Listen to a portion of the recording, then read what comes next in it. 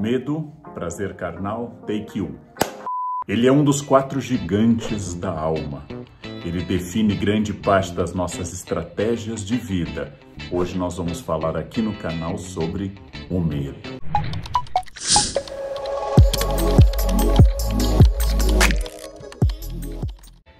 O medo em si não é negativo.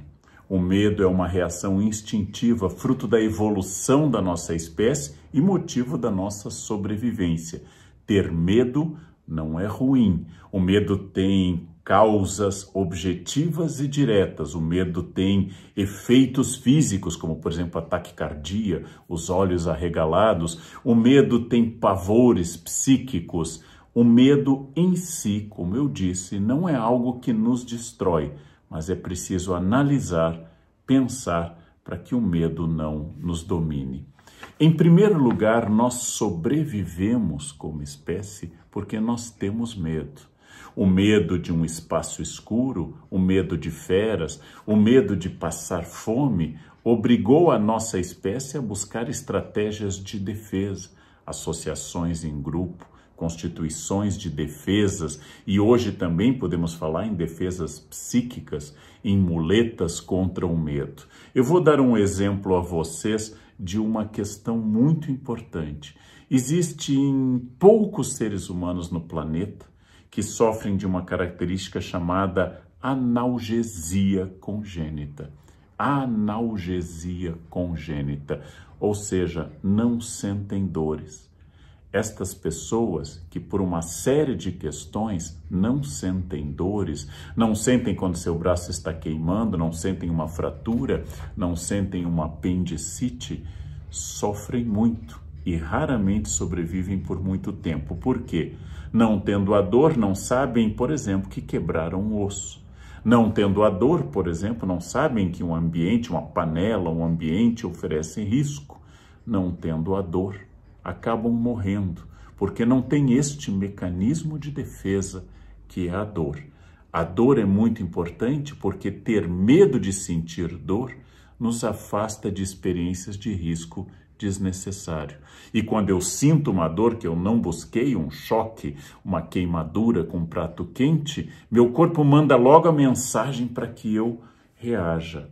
A dor e o medo são estratégias fundamentais de sobrevivência.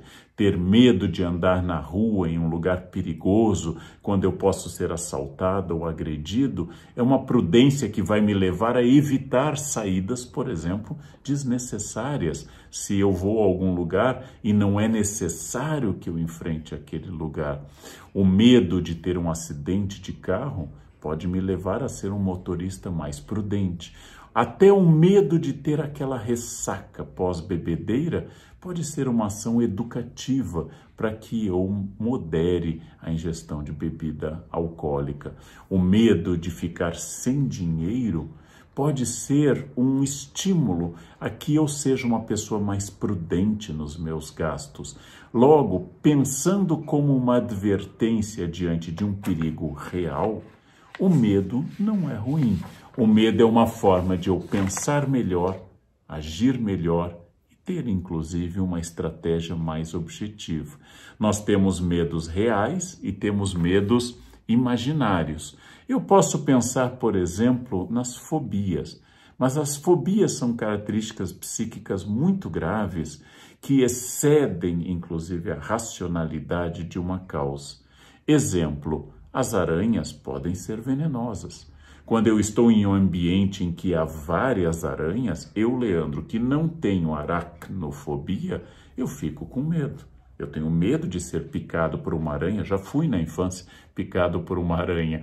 A gente tinha medo no interior quando usava um sapato velho e batia o sapato com medo de escorpiões ou de aranhas. Estes são medos objetivos, mas eles podem se transformar em fobia. Por exemplo, ofidiofobia, que é o medo de cobras. Eu devo ter medo de cobras quando eu estou no meio do mato e aparece uma cobra? Eu devo ter medo, porque a cobra tem veneno e pode me matar. Inclusive, este medo é saudável, este medo tem base, este medo é explicável, mas pode se transformar por vários motivos em fobias. A simples presença de uma aranha no ambiente ou a simples imagem de uma cobra podem despertar em mim uma taquicardia, uma boca seca, uma ansiedade desmesurada. Ou seja, uma ansiedade além daquilo que é o risco em si. Não posso nem ver filmes de aranhas que eu já fico completamente paralisado, então pode ser que você esteja sofrendo de uma fobia. Existem fobias para gatos, para cachorros, para aranhas, para cobras. Existem fobias muito variadas.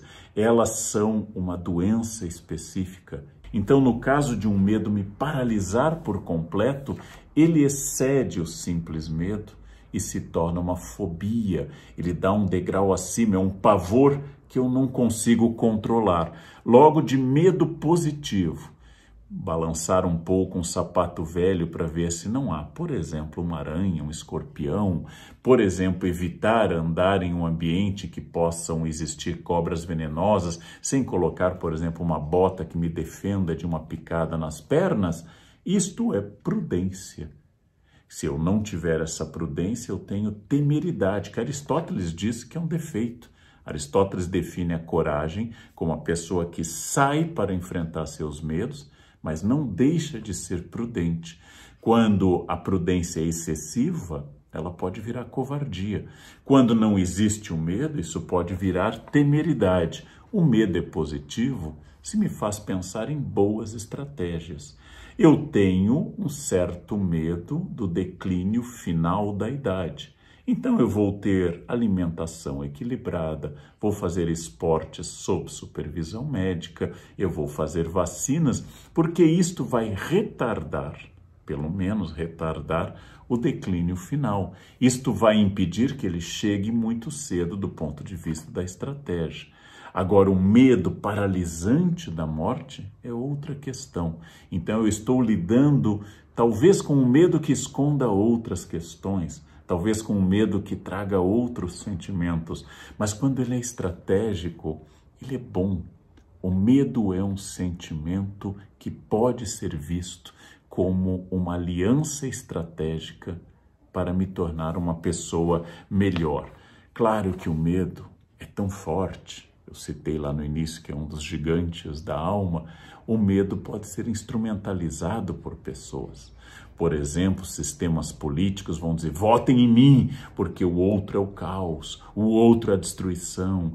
O medo da fome, da inflação, do desemprego, da desordem social, é um argumento muito forte.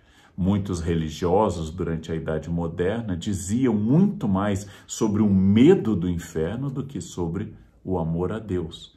Eu não falo para você como candidato do que eu quero fazer, apenas digo que eu sou a única alternativa que você tem.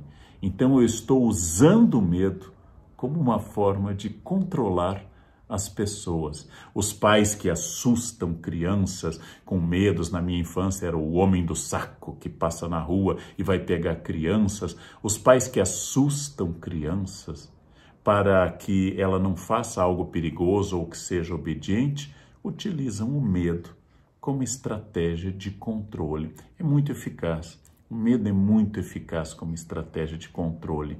Por isso que eu devo saber quais são meus medos, porque é provável que se eu não souber quais são meus medos, outros saberão e usarão contra mim. Nós vivemos uma sociedade com muito medo. Nós vivemos uma sociedade marcada por medo. Zygmunt Bauman notou isto. Luc Ferry disse que nós temos 3 medos, fobias em geral, timidez e medo da morte. E falou que o medo da morte pode ser talvez diminuído se eu levar uma vida saudável e bem examinada, uma vida em que eu tome medidas concretas para enfrentar este medo, encarar o medo de frente. Em alguns casos, os especialistas falam de exposição moderada àquilo que me causa medo. Então, morro de medo de alguma coisa, primeiro olho imagens daquilo, depois olho filmes, primeiro fotos, depois filmes, ou então simplesmente vivo a situação sob controle, pode ser uma estratégia. Mas como eu disse no início, se o medo lhe paralisa, se ele é irracional ou até racional, mas lhe paralisa, é hora de você buscar ajuda profissional. Um trauma, uma outra questão pessoal pode estar provocando esta paralisia, levando a coisas graves, como, por exemplo, síndrome do pânico, levando a coisas graves como ficar em casa e ter medo da rua, a agorafobia, o medo de enfrentar a rua, o medo de enfrentar as pessoas. Nesse caso, é fundamental que você procure ajuda profissional. Eu disse desde o início, o medo não é ruim. O medo é uma lembrança que eu não sou todo-poderoso, que eu não sou infinito, que eu não sei tudo. O medo pode ser usado como uma estratégia para eu não tomar medidas excessivamente ousadas, para que eu não perca a noção de perigo, para que eu não perca a noção de que eu não tenho todo o poder do mundo e nem tenho todo o tempo do mundo. Se eu levo em conta minhas limitações e meus medos, talvez minha estratégia possa ser melhor.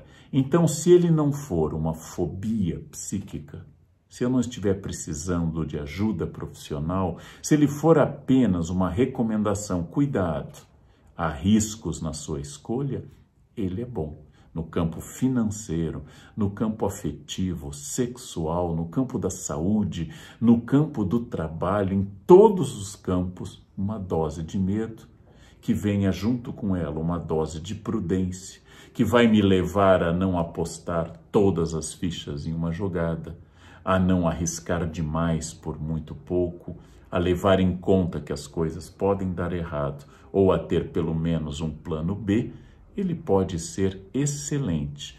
Talvez excesso de medo nos leve a uma paralisia de covarde e a falta de medo nos leve a uma existência kamikaze suicida. É preciso moderar o medo e, para isso, conhecê-lo. Para isso, aprender com ele. Por exemplo, Montaigne, filósofo do século XVI, que eu gosto muito, disse que filosofar é aprender a morrer. Todo o objetivo da filosofia é aprender a morrer. Você vai dizer, que coisa terrível, esse Montaigne devia ser depressivo. Não particularmente. Tinha melancolia, mas não era uma pessoa tão negativa. Apenas ele disse, nós vamos morrer. É inevitável. Todos nós temos um destino e um encontro com a morte. Então, filosofar é parar de dar a este destino inevitável excesso de força. Filosofar é aprender a morrer. E como se aprende a morrer? Vivendo bem, um dia de cada vez, com foco no presente, sem excesso de angústia pelo passado, sem excesso de projeção sobre o futuro, com os medos ditando estratégias e sabendo que se o final é inevitável, o prazer está na viagem. Todos chegarão ao mesmo lugar, ao fim. Então a única alegria desta existência é a existência em si. E é por isto que filosofar também é aprender a morrer. Aprender sobre o meu final inevitável vai valorizar esse presente. Se um dia eu não terei mais as pessoas que eu gosto, quero estabelecer com elas uma ligação muito forte. Se um dia eu posso não ter mais saúde, eu quero aproveitar estes dias em que eu tenho saúde e mesmo quando ela declinar, eu quero que ela me dê o máximo daquilo que eu puder.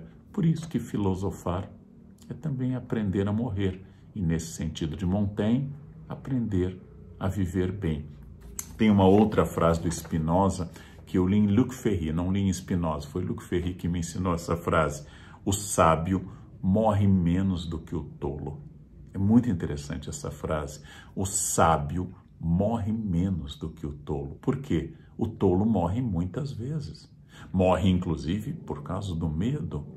O tolo sente o medo a todo instante, o medo o domina. O sábio só morre uma vez, naquela vez definitiva, que nos espera a todos. Sócrates foi um homem ousado, corajoso, questionador, e morreu uma vez, condenado à morte pela sociedade ateniense. O covarde é aquele que vai morrer várias vezes, vive morrendo. E em função do seu medo não adquire prudência, adquire covardia.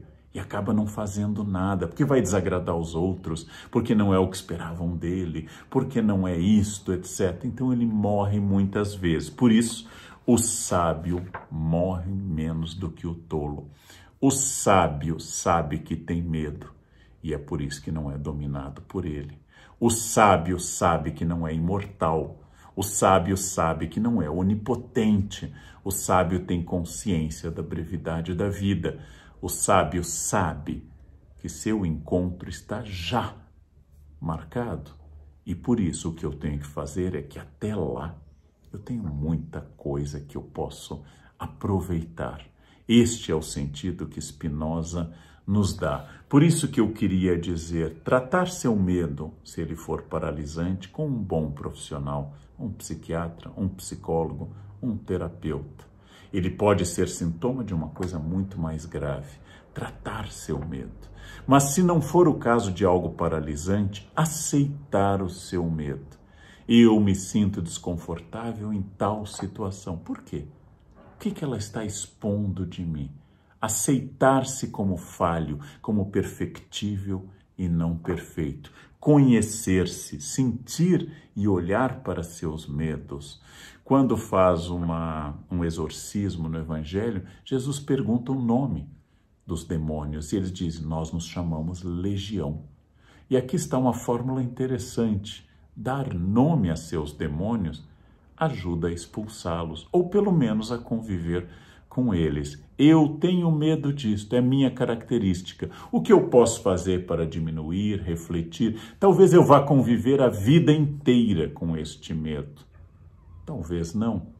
Mas se eu não der nome a este medo, não olhar de frente para as minhas fraquezas, e todas e todos temos fraquezas, é impossível alguém não ter fraquezas, eu vou pelo menos conviver melhor com essas fraquezas, evitar situações que me provocam muito medo, estimular outras situações e quando sentir um medo, tudo bem, ele está lá, é parte da minha natureza, é parte da minha psique, é parte da minha experiência de vida, é parte da minha biografia.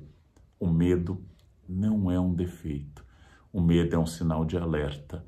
Então, olhem para aquilo que o medo está dizendo. Sim, eu tenho medo de animais venenosos, porque eu amo viver. E um animal venenoso pode interromper esta vida. É o meu amor à vida que me manda a mensagem. Aquele animal venenoso pode ser perigoso. Esse medo não me domina, ele convive comigo. Eu vou pensar na vida que eu quero preservar e não no medo de perdê-la. Há uma história que eu gosto muito da peste indo para uma grande cidade no Oriente Médio e um médico a encontra no caminho e a peste diz a ele, eu vou a Bagdá matar 100.000 pessoas. O médico entende que é a missão da peste, é a missão da morte da peste. A peste volta e o médico a reencontra e então o médico questiona, você disse que ia matar 100.000, mas morreram 1 milhão com a peste. A peste responde, não, 100.000 eu matei, os outros 900.000 morreram de medo. Então, talvez eu morra de alguma peste. É bom que eu não esteja entre os 900.000, que eu não esteja entre aqueles que morreram de medo de morrer. A melhor vingança contra o medo é olhar para ele e dizer, tudo bem, eu não te convidei, mas você faz parte de mim. Vamos adiante, porque viver é muito superior a morrer de medo.